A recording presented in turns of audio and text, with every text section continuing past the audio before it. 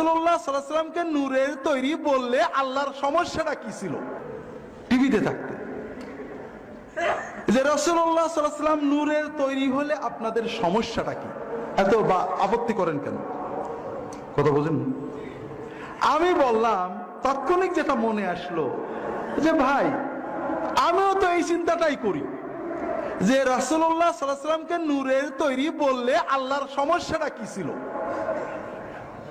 আল্লাহ এই কথা না বলে বারবার কোরআনে হাদিসে বারবার কেন বললেন যে হে রাসূল আপনি বলে দেন আমি মানুষ রাসূল, আমি তোমাদের মতো মানুষ। রাসূলুল্লাহ সাল্লাল্লাহু আলাইহি ওয়াসাল্লামের মনুষ্যত্ব মানবত্ব মানুষ হওয়ার কথাটা আল্লাহ বারবার বলে আমাদের ইমানের ভিতরে কেন ঢুকালেন? আল্লাহ তো বলেই দিতে পারছেন আনা খালাকতু মুহাম্মাদান মিন নূর, মুহাম্মদ মাখলুকুম মিন নূর। এই কথাটুক বলাতে আল্লাহর সমস্যাটা কি ছিল? এখন এই সমস্যা নিয়ে আমি চিন্তা করে যেটা বের করেছি এটা আল্লাহর কোরআনে হাদিসে এরকম স্পষ্ট নেই। আমি যেটা দেখেছি ভাইরা, আগের জামানা নবীর উম্মতেরা নবীর প্রতি ভক্তি সহ পথ হারিয়েছে অতি ভক্তির কারণে। তার বড় উদাহরণ হলো ঈসা আলাইহিস সালাম। ঈসা আলাইহিস সালামকে খ্রিস্টানরা ভয়ঙ্কর অত্যন্ত ভক্তি করে, ঠিক না? কিন্তু কোন খ্রিস্টান ঈসা আলাইহিস সালামের মতো হতে চায়, তার মতো নামাজ, তার মতো রোজা, তার মতো দোয়া, তার মতো কান্না, তার মতো চলা, এরকম ঈসা আলাইহিস সালামের অনুসরণ করতে চায় এরকম কোন খ্রিস্টান আজ পর্যন্ত দেখেছেন? না। কারণ তারা বিশ্বাস করে তাকে ভক্তি করলেই মুক্তি, অনুসরণের দরকার নেই।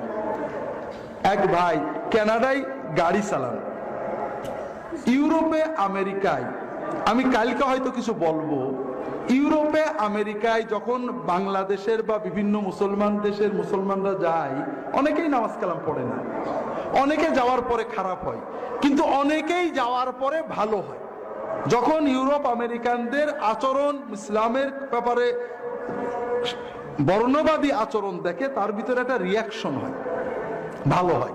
এরকম একজন বাংলাদেশ থেকে যখন গেছে, খারাপ মানুষই গেছে, মাদকাসক্ত নানা আকাম করেই গেছে।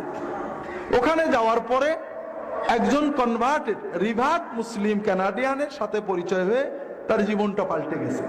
ভালো মুসলমান, দাড়ি রেখেছেন, সমাজসেবার বিভিন্ন কাজ করেন।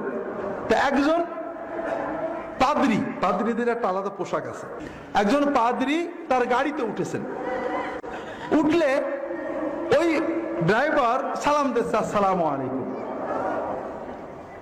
তখন ওই পাদ্রী বলছে, পাদ্রীর ওই চিন্তায় মুসলমানকে একটা দাওয়াত দেবে তার ধর্মের, বলে তুমি কি জানো আমাদের যীশু খ্রিস্ট সালাম দিতেন? বলে হ্যাঁ জানি, সালাম দিতেন, তোমরা দাও না।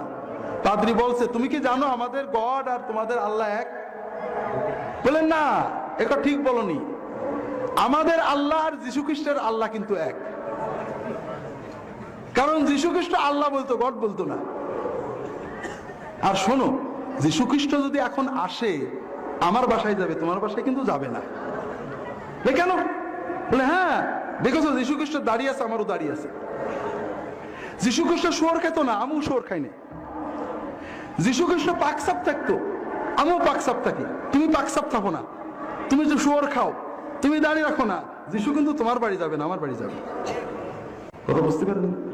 তাহলে তারা ঈসা আলাইহিস সালামের ভক্তির কথা বলেন, প্রচন্ড ভালোবাসার কথা বলেন, কিন্তু কেউ ঈসা আলাইহিস সালামের জীবন কর্ম, তিনি কিভাবে চলেছেন, কিভাবে চলতে বলেছেন, এটা নিয়ে তারা মাথা ঘামান না, ঠিক আছে না? কারণ তারা মনে করেন ভক্তি বিশ্বাসেই মুক্তি। কিন্তু আমাদের কি ভক্তিতে মুক্তি? আল্লাহ কোরআনে বলেছেন তোমরা যদি মুক্তি চাও মুহাম্মদ সাল্লাল্লাহু আলাইহি সাল্লামের অনুসরণ করতে হবে, ঠিক না? আর অনুসরণ কার করা যায়?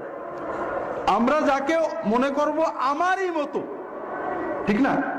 যখন আমি বুঝবো যে রাসূলুল্লাহ সাল্লাল্লাহু আলাইহি ওয়াসাল্লাম উপাদানে আমারই মতো মানুষ ছিলেন, তো তারপরও তিনি ভয়কে জয় করেছেন, তিনি লোভকে জয় করেছেন, তিনি ক্ষুধাকে জয় করেছেন, তিনি রাগকে নিয়ন্ত্রণ করতে পেরেছেন, তিনি স্ত্রীদের খারাপ আচরণে কখনো রাগ করেননি, কোনো মানুষের খারাপ আচরণে রাগ করেননি।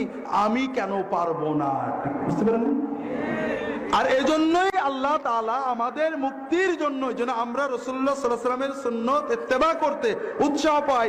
তিনি যদি রাত্রে দাঁড়িয়ে দাঁড়িয়ে চোখের পানিতে বুক ভাসিয়ে তাহাজ্জুদ পড়তে পারেন, আমি কেন পারবো না? এই চেতনা আসবে কখন? যখন আমি বুঝবো তিনি আমারই মতো, ঠিক না?